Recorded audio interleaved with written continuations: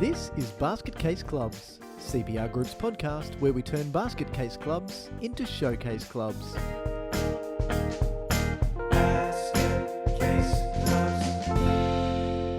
Hello everyone and welcome back to Basket Case Clubs. My name's Michael Connolly and it is my pleasure to take you on this journey of basket casey goodness. Joining me as he did last time and probably will again next time is my brother and partner in basket casey goodness, Steve. G'day, Steve. Yay! Basket Casey goodness. More Basket Casey goodness. Virtual Basket Casey goodness. Yeah. I just had some basket casey goodness for afternoon tea. It was yummy. Wait, wasn't that a Danish? Yeah, but it came in a basket. Hey! Hey! We're going to take over the world. Yes. Do you know why they're One called basket Danish? at a time. Do you know why they're called Danishes? I reckon there's a really good chance you're about to give me either A, a real true explanation, or B, a complete load of shit. I was wondering if you knew because I don't know. There we go. It was B. I reckon there's a chance that they might be Danish. They're probably, and we've probably got some listeners going, "Come on, boys! Like, how hard can it be? Know your pastries. Know your pastries. Yeah, Google your pastries." I wonder if there was to be a pastry known as an Australian. It's called a pie, dude. Or a sausage roll. Or a pasty. Oh, no, that's Cornish. That's English. Oh, it is too. It is too. And I think pies are as well. Certainly pork pies are. And like, how gross are they if you have them cold? Like, seriously, got to be hot and like burn your tongue hot with the meat in the middle and smothered in tomato sauce. Well, they don't have to be, but that's how I prefer them. There, look, our listeners are learning a lot about us, Stephen. Nothing about basket case clubs yet. So why don't we actually take a little segue? Have you got a segue idea? Do you? No, I was just going to confirm that this pastry type is named Danish because it originates from Denmark. There you go. We can put that to bed now. Let's move on to talk about what we should be talking about. Thank you so much for helping me with that. I will be able to sleep tonight knowing that a Danish is called a Danish because it's Danish. You probably have bad dreams, though, because of the late hour of the day when you're eating sugary Danishes. It was half a Danish. It was half a Danish. I had paced myself across the day to only have half a Danish. You pastried yourself? Yes. So if I wasn't present in the bakery, but I still wanted somebody to get a Danish from the bakery for me, how might I do that, Steve? Great segue. You could send I've been working on it for months, dude. You could send a proxy. I could send a proxy. I wonder if my proxy, and would it have to be somebody from Denmark? Well, I was going to say, is this the reason that you only got half a Danish? Because you sent someone else as your proxy and they ate half your freaking Danish. Oh, look, they just took their commission, the Danish commission off the top. I would. Yeah. So look, this is something that has come up a little bit recently. No, it has come up a lot recently and it has come up a lot all the time. Should a constitution include proxies or should it not include proxies? And we're going to probably just throw this around a little bit this evening because it's we'll get into it, but there are so many fights that we've been involved in. And the story that I have to begin with is the story recently. It wasn't you and it wasn't me. It was Matt who shared with me that there's a club where there's a movement within the club that to remove the ability for people to attend and vote at a meeting by using proxies. And they had a special general meeting to change just that part of the constitution to say, we want to get rid of proxies. We don't want proxies. Now, I wasn't there. I would have loved more to have been a fly on the wall than a facilitator at this meeting just to listen to what happened. But apparently poor Matt's kind of sitting there having to bite his tongue going, what? When, and this is the funny bit, the no camp, as in the camp that says we want to get rid of proxies, had turned up with a whole heap of proxy votes to get the vote across the line. So they got their way because of proxies. Define irony. Yes. Yeah. I found that quite funny, and it was just anyway. So let's dig into it. What is a proxy, Steve? Why don't you explain a proxy to us? Well, a proxy is when you're hungry and you desire a Danish, yet you can't make it to the pastry house, the wee bakery. Okay, so if you can't make it to a meeting, a proxy appointment enables you to send someone else on your behalf so that you still get a chance to have your say. And there are arguments mounted both for and against this mechanism that we'll undoubtedly talk through now. But I find it interesting that it is often a really kind of polarizing topic. It's something that, as you just outlined then from that example from Matt, can give rise to real hot debate, and people feel quite strongly because often they have been involved in a situation like that where they feel as though maybe a meeting was stacked, and often those people who vote against the retention or addition of proxies into a constitution will have felt that they lost their, they were on the losing side from some meeting because of the use of proxies. And they exist as a mechanism for people with a genuine reason to not be able to make it to a general meeting. And this is really important for us to clarify at the outset, that proxies can only be used typically at general meetings, not at a management committee or a board meeting, because individuals are elected to the management committee or board, and it's those people who are accountable for that, for the decisions made by that board or management committee. So it's very uncommon that we'll see a provision that someone can send a proxy on their behalf to vote in that forum, but it's at general meetings like the AGM where we'll typically see the mechanism, which is proxies and the ability for someone to send someone else to vote on their behalf.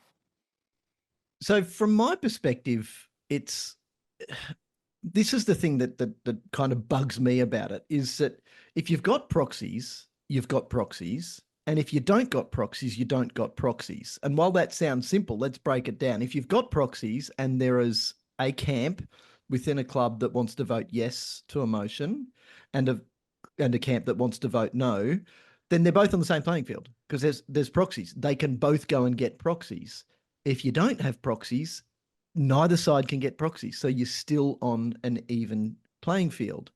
So I often wonder if it's this feeling of inequity or unbalance between the two sides, yet is it more just politicking?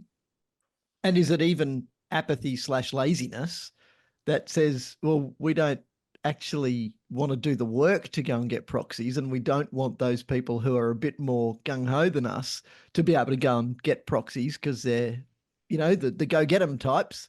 So we want to bring them back to, I don't know, is it? What's interesting, so as you know, I ran a session just last night, and we're regularly running sessions, education sessions around constitutions. Not only our work directly with clubs that we're assisting to write a new constitution, but also delivering, a session to a group of people during which we're talking generally about constitutions, the sections of the document, key considerations in preparing a compliant, best practice, contemporary constitution.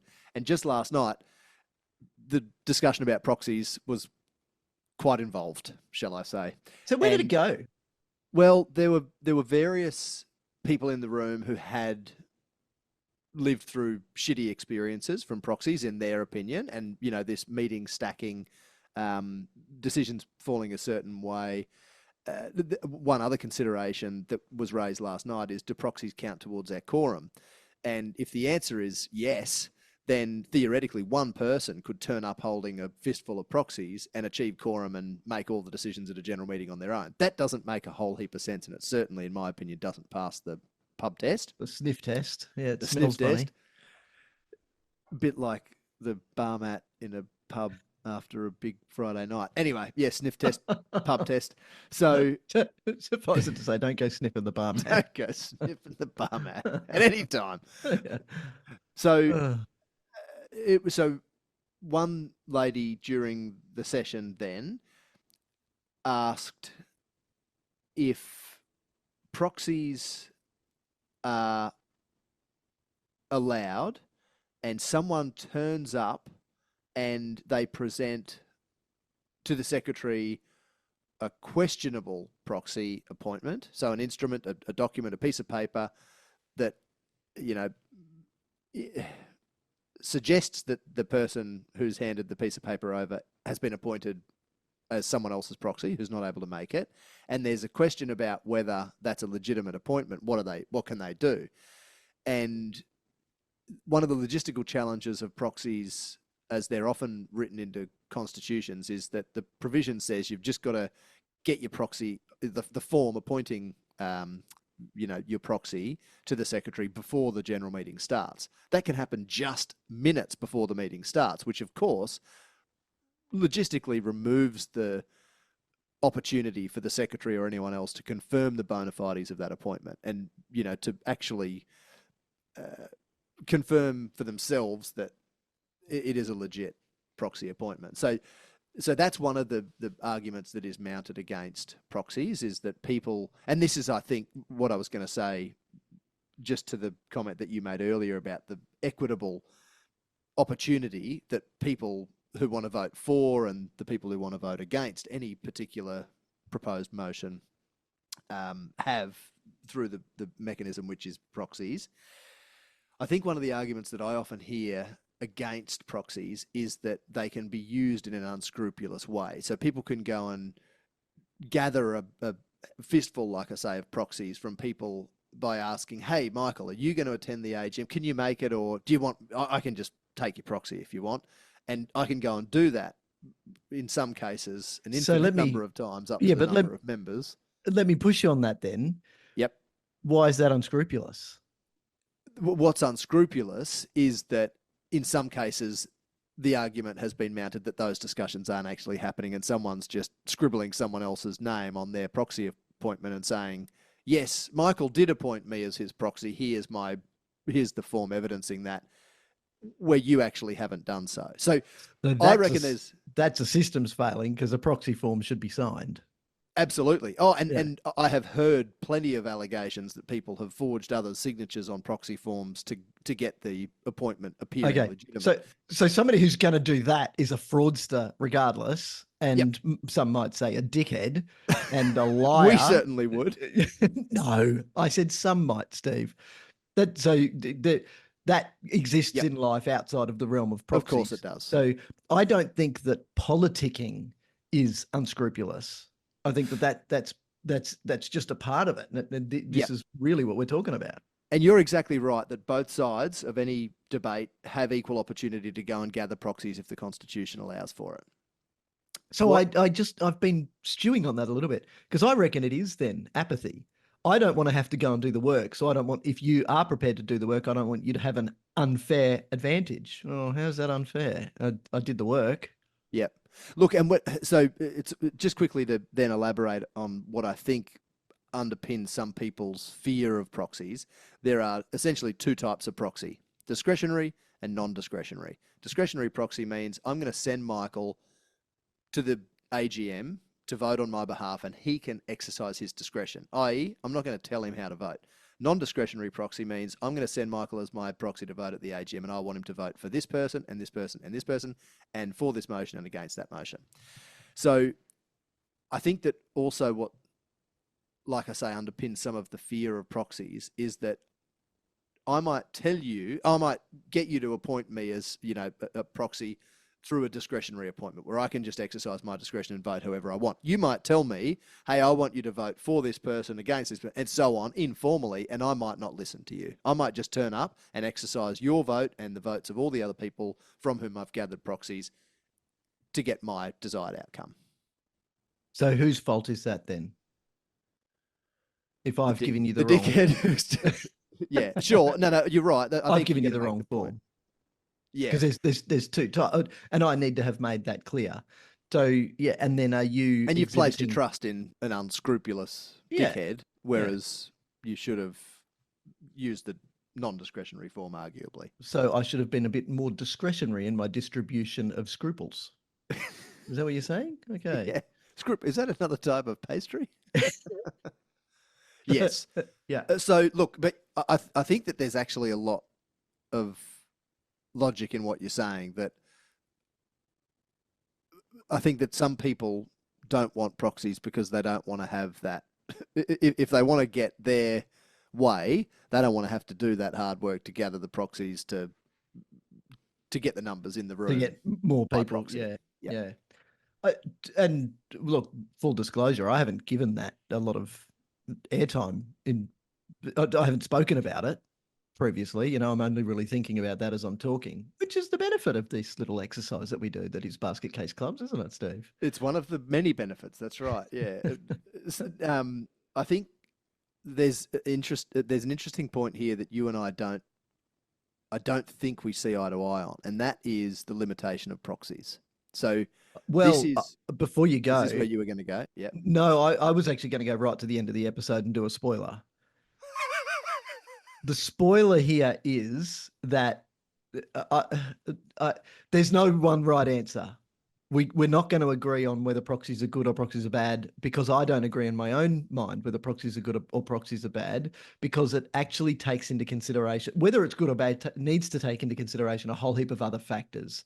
So where you're going to start to now go is, I think, to some of the limitations of proxies, and those limitations exist largely around how things like an election process takes place.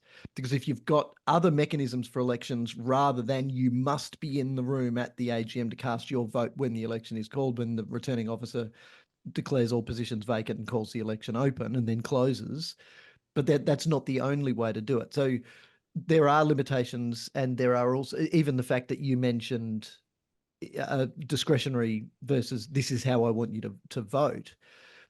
There are so many things that then get stuck, and we are, being Connolly's, we're prone to overthink shit. So we're gonna yeah, I've even got a coaster on my kitchen table that says, hang on, let me overthink this. That's what's on the coaster. We're gonna overthink it. We're gonna over worry and give weighted precedence to shit that's never going to eventuate, because people in a lot of cases just don't care enough. It's just lazy. can we go now? I got a barbecue Yeah. with friends this afternoon. Yeah, and that's all well and good until the proverbial really hits the fan, isn't it? Like that Yeah, apathy, which yeah, exists in clubs typically, will often just disappear when there's some contentious issue. And we know that because we have helped to run plenty of difficult general meetings where there's some contentious issue. You know, someone's been kicked out and they're appealing the decision, or there is a vote to remove management committee members from office, that sort of thing, that will often then bring, or, a vote to change the provisions relating to proxies in your constitution that'll bring the people out who might go gathering proxies. But and the ship needs to be built to withstand the worst of sea conditions, not the best. So for the most part, we've got calm waters, smooth sailing for clubs. But what you're saying is there are times when the bush lawyer that we've talked about way back in episode somewhere in single digits jumps out of the woodwork, and then Grumpy George comes and slaps the Constitution on the table and says, "Splat! There you go. You guys are wrong. You're acting outside the Constitution. It's the vibe of the thing." So when we go through this process, this is one of those things in a constitution that needs careful consideration, because we're going to be able to bring that perspective, as we're sharing now. We have to bring the perspective of how to think of it from multiple angles, not just, I had a bad experience once, therefore they're out. Okay, what was that experience? What led to it? Was it somebody being unscrupulous? Were you being lazy? Was somebody else being lazy? What was the vote? Where did it fall down? And the stuff that we're probably going to talk about now are probably more complicated things than happened in those cases. It was probably simply, I wasn't aware that I was allowed to get proxy. Somebody turned up with 36 of us, and 36 of them, and rolled us, and we weren't ready for it. I think that's a very fair point as well, that it's often the unexpected use of proxies that brings people unstuck and gets them pissed off. Yeah. So let's maybe talk through a couple of the ways that proxies can be managed, and you can lend your opinion on that, because I think that might be where we differ a little bit. Okay. And I think that's just been somewhat foreshadowed by your comment that proxies are either in or they're out, and whether they're in or out, people on either side of any debate have a chance to use them. So I'll come back to that. But I think just before we do that, it's important to note that, in our opinion, proxies can be in or out. This is one of those interesting discussions where we'll add some considerations into the mix for a club to consider when we're helping them write a new constitution in relation to proxies, but we don't really feel strongly on this stuff. And I This is think your that decision. this is your decision. And Yep. again, as long as We just take the blinkers off. we just take the blinkers off, and as long as if they're in, the provisions for how they are used are very clear. So first and foremost, I think that there should be, in recognition of the time that a secretary or whoever else might be in charge of preparing for a general meeting, in recognition of the time that they spend, I think that it's logical for proxies to be due sooner than just simply before the meeting. So whether that's 24 hours, 48 hours, a number of business days, some reasonable period of time that enables the secretary, let's say, to prepare for the meeting and to determine, along with the rest of the members of the management committee or administrative team of that club, how proxies are going to be managed during the meeting. Okay, I'm gonna 100% agree with you on that one, because there's so much that hangs on that. Even if it's 24 hours, at least I know who am. So in an association context, who are my voting delegates? I know that for sure, and therefore I know it. Depending on how the vote's going to run, whether I'm running it electronically, who are the people I need to program into the system? If I'm running a ballot, how many ballots do I need to give out, and to whom do I need to give multiple ballot papers? So absolutely agree. And that's just, if nothing else, it makes good sense, but it's also just common courtesy for the poor bloody secretaries who have to manage this stuff. Absolutely. Yeah, I agree. And yeah, I think that's probably the most important point, is don't, and this is what really shits me, is when people use a bit of, constitution stagecraft, for want of a better term, to get their desired outcome from a general meeting. And they, like you say, Grumpy George slapping the Constitution down and scaring the heck out of people on the management committee into, running the meeting in the way that Grumpy George wants them to run it. So the next consideration then is placing a limit on the number of proxies that any individual can hold. So to help manage this fear of stacking the meeting, where someone can turn up with 30, 50, 100 proxies and therefore pretty easily hold the balance of power at a general meeting, some clubs opt to limit the number of proxies that any one person can hold. For instance, if you're coming along and you're voting on someone else's behalf as well, you can't hold any more than one proxy or 5 proxies. What that number is very much dependent on the club and the experiences of the people who are involved in the process of writing the new constitution. But I'm interested in your thoughts on this, because I think that this is where you and I might differ in our opinions a little bit. You tell me first. I think it's okay. First? I think it's okay. I think if okay or preferable. Good question.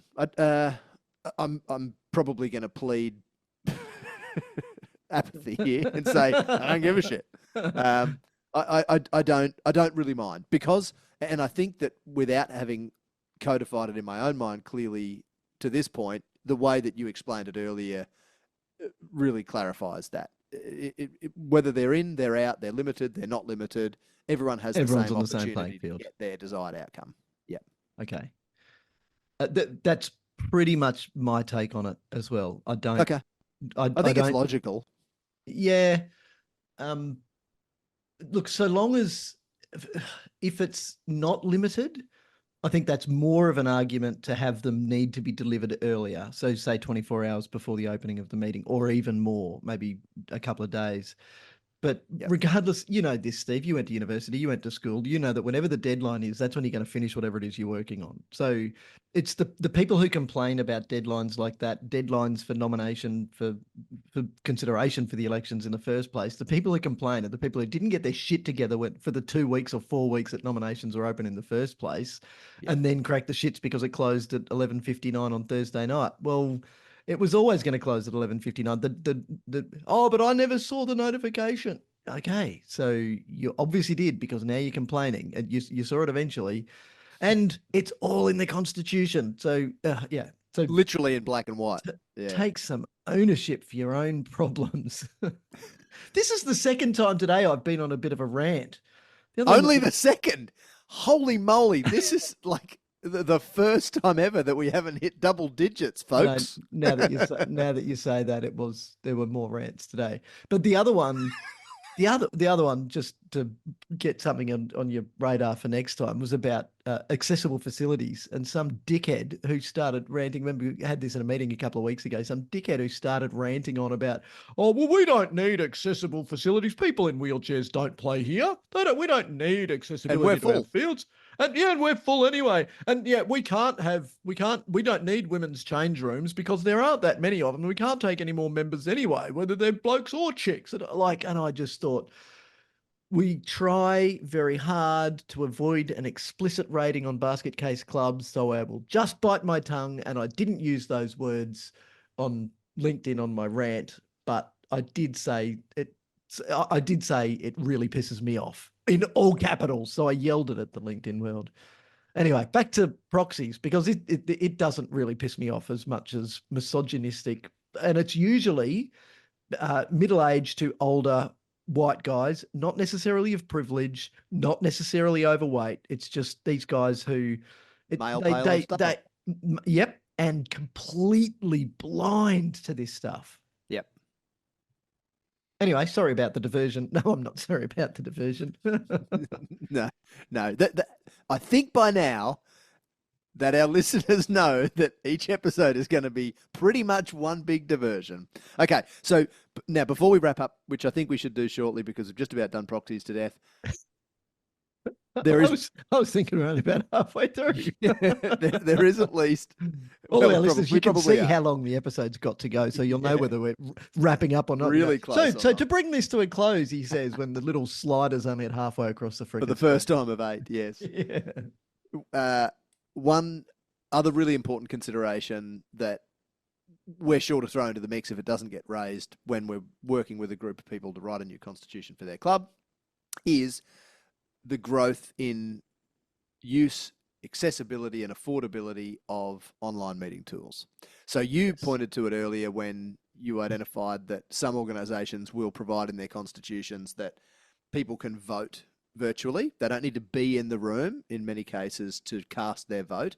In some cases, they can cast their vote before the meeting even starts. In other cases, they've got to be online and engaging in the meeting and being able to, hear and take part in the meeting's proceedings as they take place. And they can cast their vote virtually. And there's a whole host of tools that make that really easy.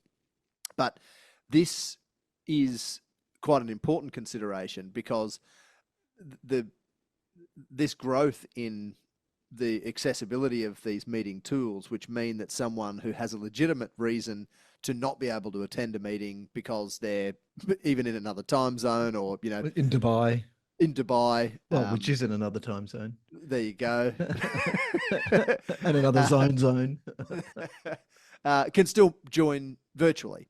So in many cases, we have clubs that say, we don't need proxies anymore because, when we first became incorporated or we first set up our club and we wrote our first constitution, we needed proxies so that people who had a legit reason to not be here still had an opportunity to have their say. Now they can just join virtually, so they don't need proxies. Now, we acknowledge that the management of meetings where some people are in the room and some people are joining virtually can be tricky, and you've got to have the right tech. IT set up. You've got to have the right tech to make it AV, seamless. Yep. However, it is an important consideration to throw into the mix when we're talking about the need for proxies. Yeah, definitely. So do proxies contribute to quorum? Depends on the constitution. Right. But if there's nothing in there, well, usually there's something in there. Well, there should be something in there. Yeah, what does Nick Renton say? Default position is yes. That they do count. They do contribute to quorum. Unless it's expressly stated otherwise. Yeah. So look, we're digging into some pretty complex parts of constitutions here. And so the mechanisms and even what you're talking about, do you open and close the voting before the meeting? Do you open the voting before the meeting and close it during the all of these things take some pretty sophisticated mechanics within the constitution, but anything's possible. So the call to action is, if you've got a problem and you want to have an eye across it, this is one of the things we do quite regularly, is we do constitution reviews. I don't know if I've said it on the podcast previously, Steve, but remember in The Matrix, how Tank and Dozer can sit in the Nebuchadnezzar and just watch the green things fall down the screen like this. And they go, oh no, Neo's in trouble. Like, that was probably a terrible Tank or Dozer accent, but they can see what's going on. Like, I can read constitutions and say to people, so with this clause here, who are you trying to kick out? And they laugh and say, oh, is it that obvious? Is it? I say, yeah, so who was it? No, yeah, that was Grumpy George. Like, Yeah. so so look, I think that there's a couple of other constraints to proxies that I want to get on the table as well. One of them is that if you don't have discretionary proxies, if you're carrying proxies that say, I want you to vote a particular way or for a particular candidate, both of those can cause problems and even deny me my right as a member to cast a vote, a fully informed vote. So if you are carrying proxies that are non-discretionary, it basically means that there can be no amendments to motions, because if the motion is amended, then I might have thought differently about it. Now, recognizing that there's some ambiguity in some people's minds about what an amendment is and what constitutes a new motion, because the substantive motion is not actually the same because the amendment has changed it beyond what is reasonable. But that's definitely a constraint of having proxies. So you can't do that. And not enough people, this is one of those things that never happens until it happens. Not enough people would understand that that could be a massive constraint here. And this is interesting because we were talking about this with the club only last week. But the other one that is very similar is when you've got somebody who's standing for the position of president, but where it's a popular election for all positions, and there are multiple positions open, and because there's no limitation to how many positions I can nominate myself, I've nominated for president, I've nominated for secretary, I've nominated for treasurer, and I've nominated for committee members. If I don't get president, then I'm still in the running for the others to make sure I give myself a good chance to get onto the committee or the board. But if I am elected as president, then I'm no longer a candidate in those other positions. And so my candidacy should be withdrawn. But some people might have voted for me with non-discretionary proxies.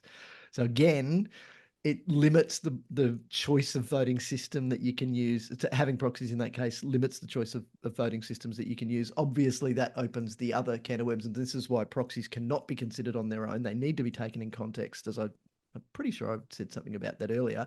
These are all of those other things that you've got to consider, because you might then choose the method of voting, or even whether our president slash chairperson is popularly elected by members, or as is the case from Sport Australia's governance principles, members elect the board then choose their chair from among themselves. And because that then reiterates that the president or the chair is the boss of the meetings, not the boss of the club, or in that case, the association. So yeah, like I said, spoiler, there's not one. So I started taking the piss out of people who say they don't want them, and now taking the piss out of having them. Hence why I don't have a strong position on whether they should be in or whether they should be out, because either way, as we started, it's a level playing field. So it's going to work, and you just make it work. But if you're going to get rid of them, don't do it because you're a lazy prick. Hey, I'm really interested just to ask you one question, which is, what do you deem sufficient amendment to a motion which would disqualify a non-discretionary proxy holder from participating in that vote? Oh, how long's a piece of string? Because it depends on the motion. So to give you a very simple example that I know I use all the time, and I think you use all the time, we need to buy a new barbecue. The motion that was put forward says we're going to buy a new barbecue and we're going to get it from Bunnings. There you go, Bunnings. You need to give us some sponsorship dough now. Oh, and whoever's This episode brought to you by our friends at Bunnings. Make sure you put your onions on the bottom. Let's just say that we've got the motion that says we're going to buy a new barbecue. It's going to come from Bunnings because I found one there for $700 and it'll fit the bill. That motion, the substantive motion there, is we're going to buy a barbecue. We're going to invest some money in buying a barbecue. And a reasonable amendment to that motion would be, well, let's not mention the supplier, because Barbecues Galore may actually have a better quality one for cheaper. We might be able to get one from Amazon and get it delivered for free, for cheaper, or for the same price. So let's not lock ourselves in with the motion. Let's take the supplier out of it. We might need to spend a little bit more, or a little bit less. So let's change the money from $700 just because that happens to be the one that Carolyn found when she was shopping for a barbecue, and found the one that she figured was best at Bunnings, because maybe it was the same as the one that they'd had. and say, and maybe instead let's give ourselves an upper limit. So whoever's actually doing the purchasing has an upper limit and has the ability to compare not just apples for apples on price, but also I'm rambling here, Steve, but all of this stuff is reasonable as an amendment. The substantive motion remains the same. Are we going to buy a barbecue or are we not going to buy a barbecue?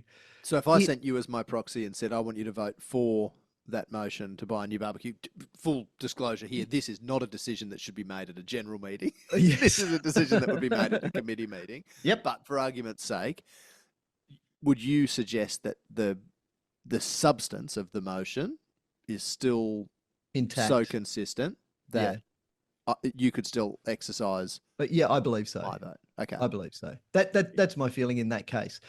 If we decide, well, hang on a minute, if we put in a smokehouse instead of a barbecue, we'll make more money because the low and slow guys who we have here as a food truck every now and again make a shit ton more money than we do. So we should do that.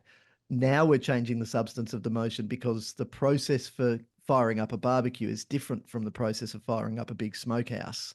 So now that's different, and therefore we need to consider the impact on volunteers, because I might say, no, that's not actually something that I want because I'm the poor schmuck who has to cook the barbecue and I don't want to have to invest. I've had your slow cooked, smoked pulled pork, and it didn't take you as quick a time as it did to cook the sausage that I bought from Bunnings.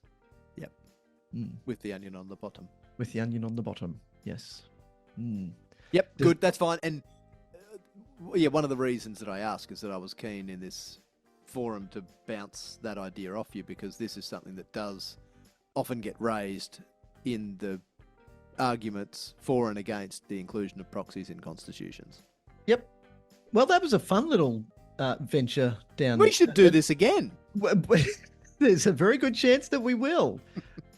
There's a very good chance we'll also talk about proxies again, and we might. Sorry, we should have one of those little things. Michael and Steve commonly reserve the right to change their mind at any given time, because we could, and we regularly do. We regularly do, but we only do because we become exposed to more relevant or more contemporary information, or information that's actually going to help people. That's what we do. We help people. Thank you very much, Steve, for joining me. I hope you enjoyed this as much as I did. Indeed, as always. Yes, I did. Indubitably, and thank you to Jess for making us sound good and look good. If you're not already connected to us on social media, make sure you do so. Sign up for our newsletter because we've got lots of good tidbits in there. Who knows, there might even be an article about proxies at some point. Would not surprise me. And until next time, Steve, thank you again, and I look forward to catching up with you for more Basket Casey goodness sometime very soon. And I also look forward to catching you up. See ya. Basket Case Clubs acknowledges the traditional custodians of the country on which we record, being Yugambeh, Turrbal, Jagera and Kabi Kabi land. We recognise their enduring connection to land, waters and culture, and pay our respect to elders past, present and emerging, and extend that respect to First Nations listeners.